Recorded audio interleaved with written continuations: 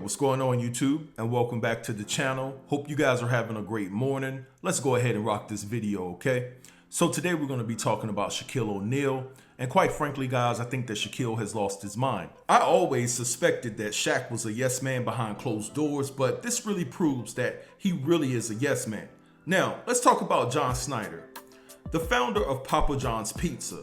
Now, when the protests broke out, with Colin Kaepernick protesting the flag. Well, he wasn't protesting the flag, actually. He was protesting police brutality and racial injustices that happen in this country on a day-to-day basis. So John Snyder did not like that at all. He's very patriotic, and he felt that the NFL commissioner, Roger Goodell, didn't respond fast enough to keep the players from kneeling in the NFL. So in November of 2017, John Snyder was on record on a conference call voicing his displeasure for the players kneeling before football games, because we all know that Papa John's was a proud sponsor for the NFL. So he was upset that this protest was going to mess up his bag, right? Because people who are very patriotic, they stopped watching the NFL because of the protest. And then you have people from our community who stopped watching the NFL because we saw what they were doing to Colin Kaepernick. Now, when word got out that he wasn't a fan of the protest, he tried to minimize the controversy and the backlash that he was receiving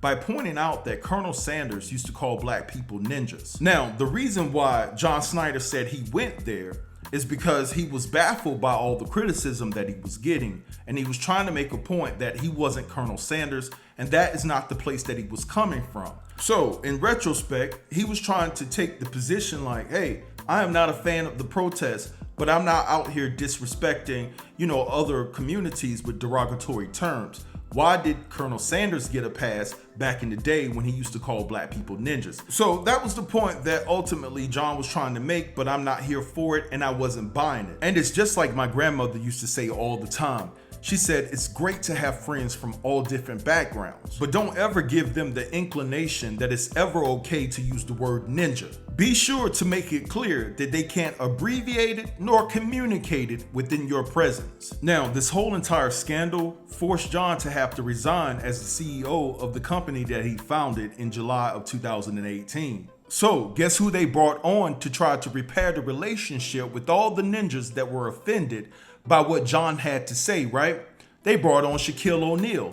And Shaquille O'Neal has vowed to put a Papa John's at every HBCU there is in this country. So let's check out this receipt that I got from the Neighborhood Talk and read what they had to say in regards to this matter. Now, we don't know who told Shaq that the HBCUs needed Papa John's, but it appears he doesn't give a damn. According to the blast, the NBA superstar is planning to install one on every HBCU campus. While we're not sure if it's the tastiest option, ethically, it's a bit concerning. If you can recall, Papa John's founder, John Snyder, was forced out for saying the ninja word during a conference call last year. One of the first moves they made was partnering with Shaquille O'Neal earlier this year. What's crazy is that this man brought the Martin Luther King Jr. into the mix, stating that his new pizza venture aligned with the great leader's vision. Martin Luther King Jr. said, if you want to move people, it has to be toward a vision that's positive for them, that taps important values, that gets them something they desire, said O'Neal. He claims the initiative will open avenues of opportunities for our HBCUs and its students. Oh, hell no! So keeping it all the way 100, I'm not surprised at all. Back in 2005, Shaq gave 45 a $325,000 Phantom Rolls Royce and said, let me make it convenient for him. It will be parked at my house when he wants to use it. So tap dancing, shall we? Buck dancing, shall we? Whatever type of dance you want to place upon Shaq, he's done it a few times. Let's just keep it all the way 100, and we know that 45 is going to get his vote. But anyway, moving right along, I just want to say this. I am so sick of the weakness that we display as a community. Like every time we're violated and disrespected by others, you always have a few people within our community that are going to choose the bag over the well-being of our own people. And what's sad is that you have Shaq quoting MLK like it's a leg to stand on.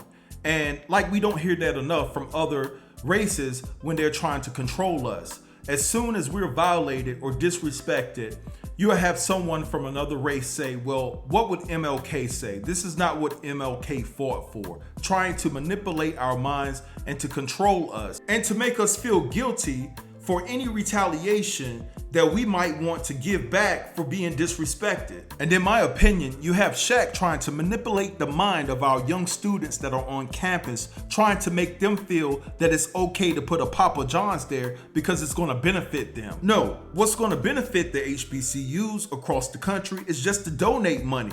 And I've heard some things where John has donated $500,000 here, $1 million here.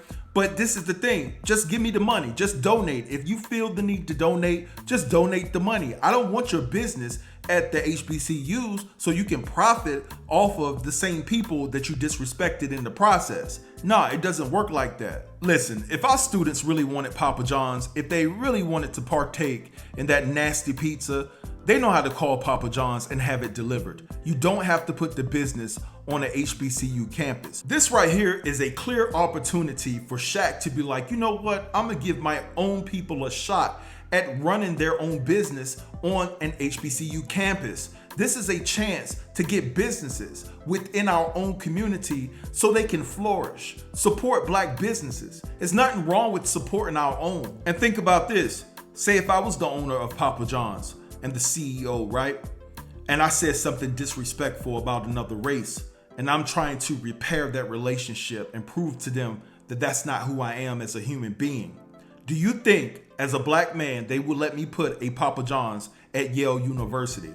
Do you think they will let me put a Papa John's at Harvard University? Even though those universities are diverse, it still wouldn't happen because the core root of it is white, and they're not about to let me put my business on their campus to make a profit from them after I just got done disrespecting their race. Yeah, I don't think that's gonna happen, and nor will it ever happen. You know what I would like to see on the campuses of every HBCU instead of a Papa John's is a Whole Foods. Have you ever noticed that there's no Whole Foods in the urban communities? What is that about? You mean to tell me that Whole Foods wouldn't do well on an HBCU campus? I think it would do very well, and I think it would benefit the HBCU schools tremendously. Give the students a better option of when it comes to selecting what foods that they can put in their body, instead of giving them the option of some greasy pizza that has a founder of a business that feels comfortable with using the ninja word. This is a clear opportunity, right, for Shaq to put people in power that look like him, put them on an HBCU campus. Instead, he wants to elect to help the people that are already in position of power to make more money off of us. I'm totally done with this topic. I'm gonna let y'all have at it in the comments. Drop down and let a brother know what you think about this whole entire video. Don't forget to like, comment, share, and subscribe, and I'll get with you in the next video, all right? Peace.